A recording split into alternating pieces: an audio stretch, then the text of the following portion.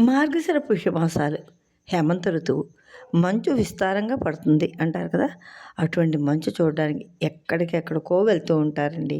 కానీ మా గ్రామంలో మంచుతో తడిసి ముద్దయిన గ్రామం. జయదేవ మహాకవి. ఈయన అష్టపదులంటే ఎంత మధురాతి మధురంగానో ఉంటాయండి.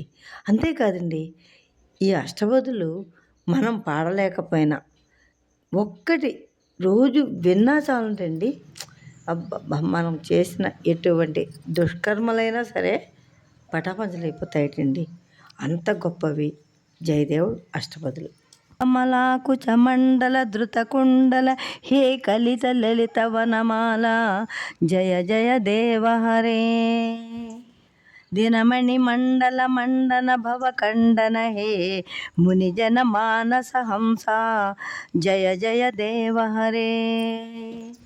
కాళీయ విషధర గంజన జనరంజన హే యదుకుల నళిని దినేశ జయ జయ దేవ హరే. మధుముర నరక వినాశన గరుడాసన హే సురకుల కేళి నిదాన జయ జయ దేవ హరే. అమల కమల దళలోచన భవమోచన హే త్రిభువన భవన నిధాన జయ జయ దేవ హరే. జనక సుతాకృత భూషణ జిత దూషణ హే సమర శమిత దశ కంఠ జయ జయ దేవ హరే.